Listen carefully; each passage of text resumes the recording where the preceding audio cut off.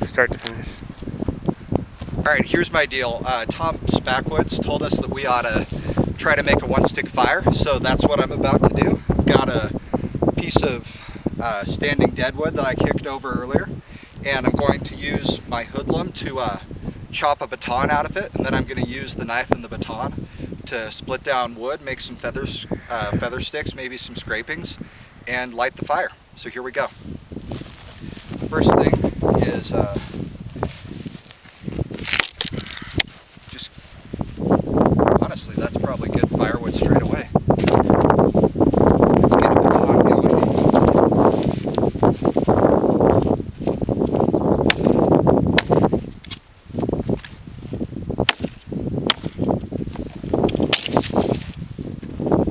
Okay.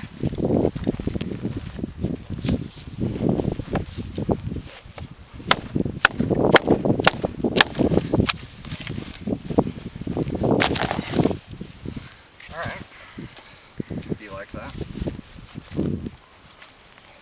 Where's my notch?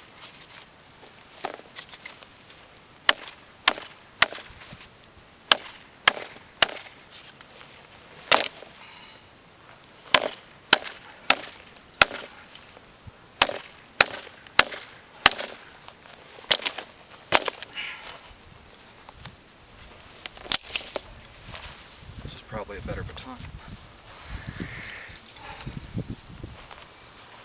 Hey man, as you chop with that, how's the vibration in the handle?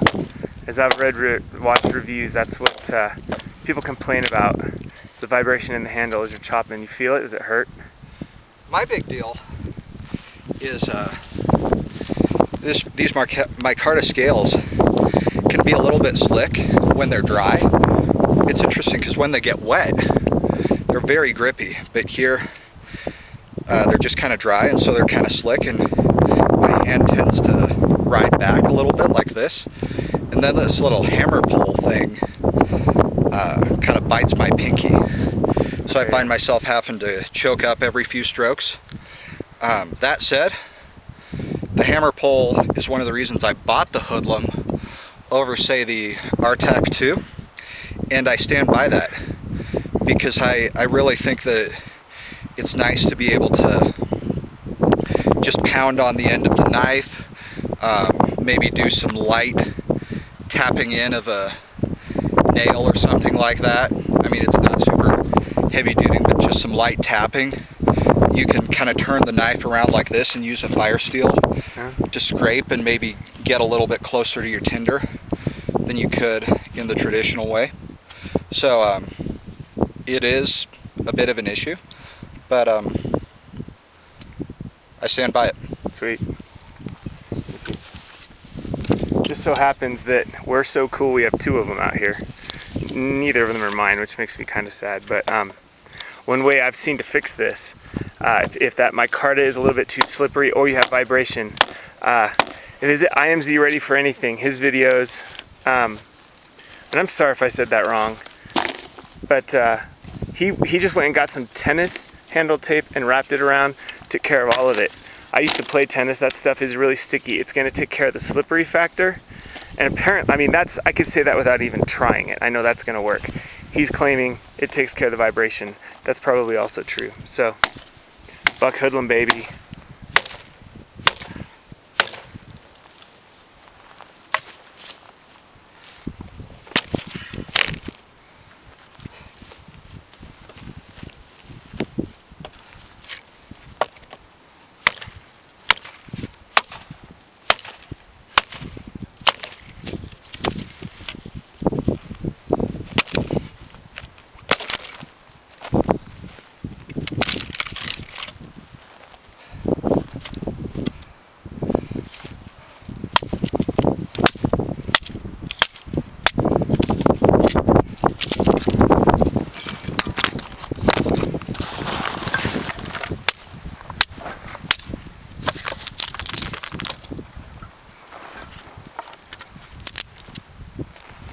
Good.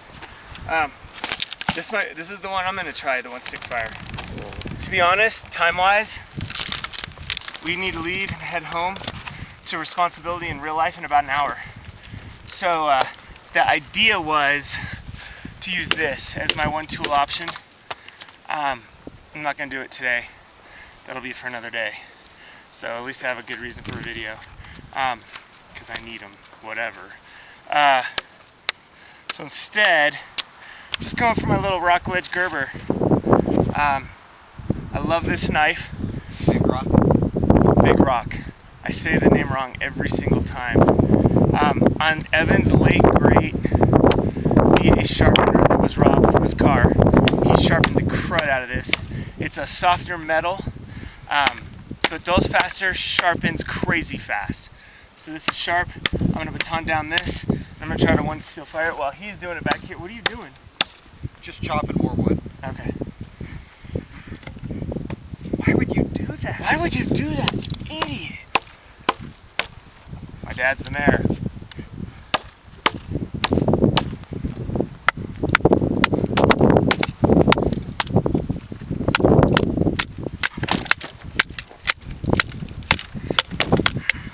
There we go.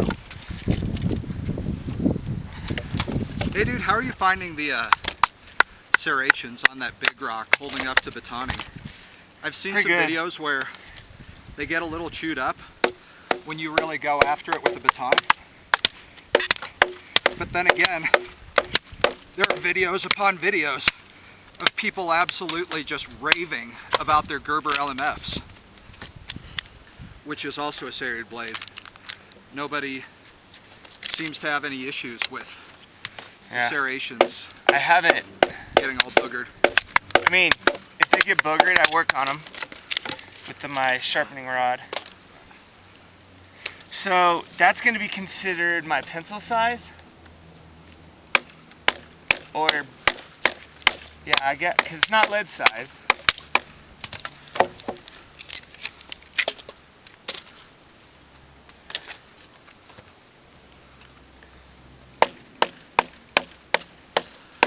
Oh, there's your lead size.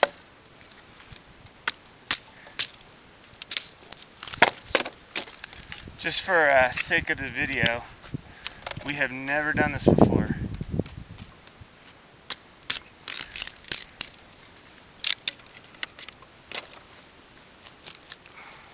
Hey, is this yours or mine? That's mine. Okay. The standard that I've heard is knee-high fire that will last for 5 minutes. That's considered to be, or no, it's 10 minutes. Something that you can walk away from for 10 minutes, go do something else, come back to, and it'll still be there. And I'm getting close to that as far as firewood prep goes. It's all in the prep, man. If you're half-baked when you start lighting matches or striking your ferro rod or whatever the case may be, you're gonna have a tough time. If you do the prep beforehand, it'll be okay. Getting some good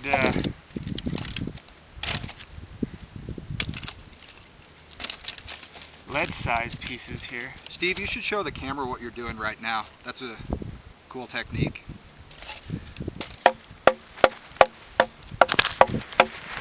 Okay, what I'm doing, You want me to film? I need to get the lead size pieces. This is too big. So driving my knife in and splitting it up. On the longer ones you can actually cut it down.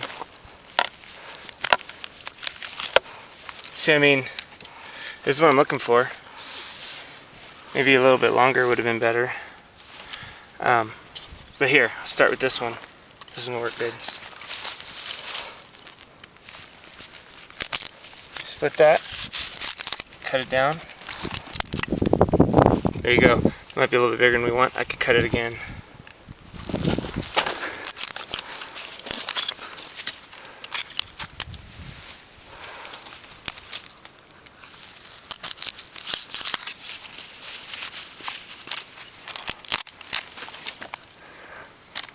So as you can see, I'm getting my little pieces.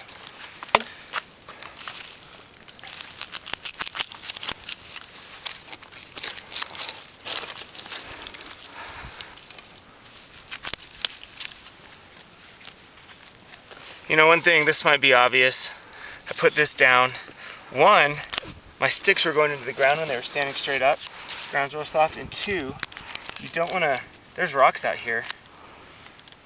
I have no desire to jack up the tip of my blade for no reason.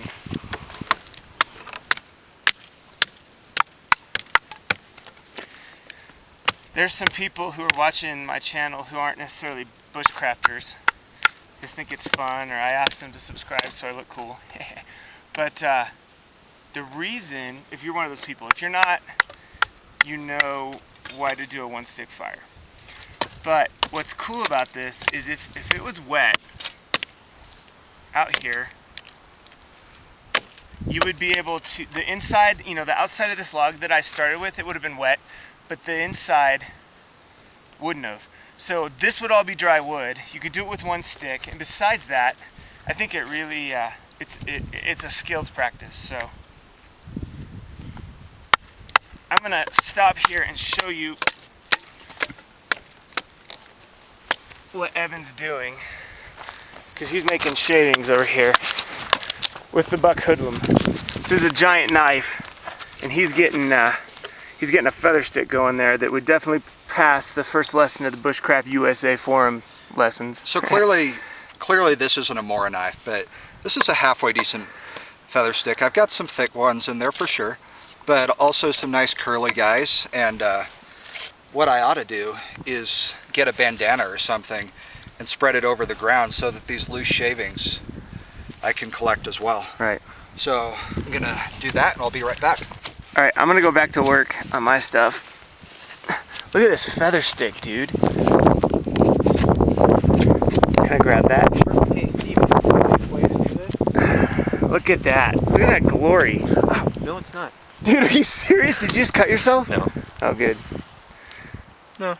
Well, I knew I was doing it. if you have to ask, it might. If you have to ask if this is a safe way, I did cut myself. it might mean it's not. So, how much smaller do I need to get? Like, you're looking for lead-sized pieces like this. Little ones. I got a little bit to go. So, you know, you're looking for piles. Is that, like, I've got little teeny pile, this. Then you get your bigger fuel, which is going to be those big ones. And I still have to do shavings. Whereas Evan...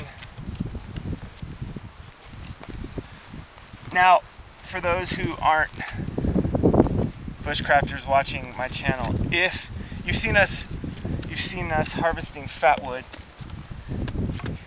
If this was me and I really needed to start a fire and I'm not trying this challenge, I'd be using fatwood and it would make my fire starting a whole heck of a lot easier. I would feather out some of that fatwood, and you know from our previous video, Evan can light that with one hand. So Evan uses my bandana, but I'm a multi-use user of litter, and I'm gonna use this. I can't even see it.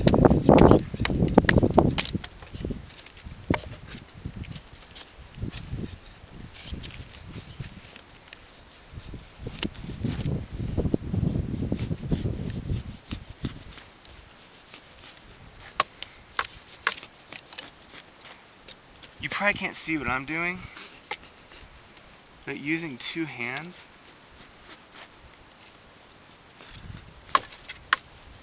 as I shave down, lets me get a lot finer shavings. And those finer shavings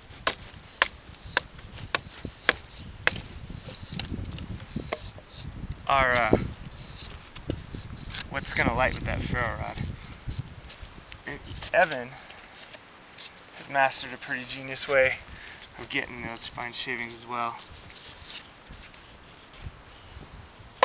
If you've been watching these videos and you haven't figured out yet who's BA,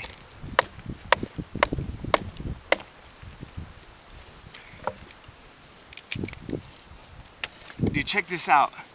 Using the serrated edges, I'm getting some super fine stuff.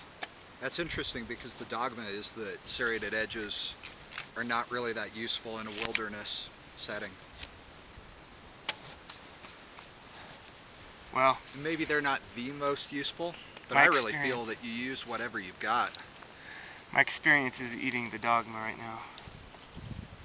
Wild dogma for dinner. Did I just say that? What I'm gonna do now, or try anyhow, is make dust?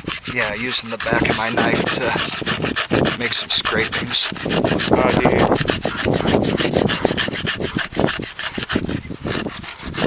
I don't know exactly what the best way to collect them is, but if I can sweep them into a pile, that should be very readily lit with a ferro rod.